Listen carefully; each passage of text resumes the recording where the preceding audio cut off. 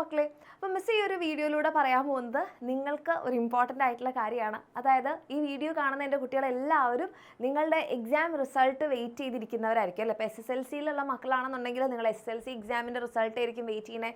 +1 exam എഴുതിയ മക്കൾ +1ൻ്റെ, +2കാരാണെങ്കിൽ +1 ഇംപ്രൂവ്മെൻറ്റിൻ്റെയും +2ൻ്റെയും റിസൾട്ടൊക്കെ ഇങ്ങനെ വെയിറ്റ് ചെയ്തിരിക്കുകയായിരിക്കും.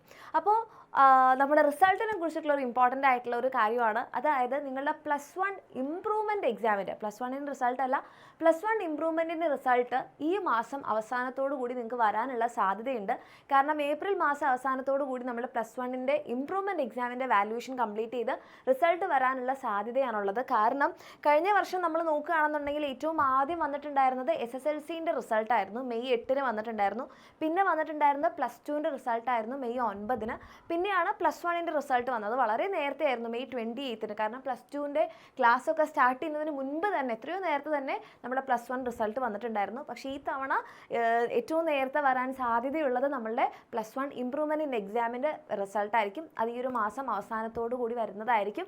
ഓക്കെ, അപ്പോൾ എൻ്റെ കുട്ടികൾ ഇത് ആലോചിച്ച് ടെൻഷൻ അടിക്കണോ, അതിനൊന്നും വേണ്ടിയിട്ടല്ല. നിങ്ങൾ വളരെ റിലാക്സ്ഡ് ആയിട്ട് തന്നെ ഇരിക്കുക. എന്തായാലും നമ്മൾ ചെയ്തതിൻ്റെ കംപ്ലീറ്റ് റിസൾട്ട് നമുക്ക് കിട്ടുന്നുണ്ടാകും. ഏറ്റവും ബെറ്റർ റിസൾട്ട് തന്നെയായിരിക്കും നിങ്ങൾക്ക് എല്ലാവർക്കും ഉണ്ടാവുക.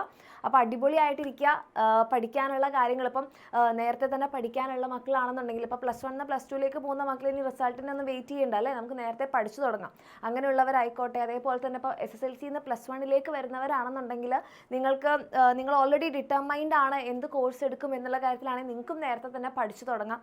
ഓക്കെ, അപ്പോൾ അങ്ങനെയുള്ള കാര്യങ്ങളൊക്കെ നമ്മൾ എന്ത് ചെയ്യുക, നേരത്തെ തന്നെ ഏകദേശം ഒന്ന് പ്രിപ്പയർഡ് ആയിട്ടിരിക്കുക. അടിപൊളിയായിട്ട് പഠിക്കുക. All the very best.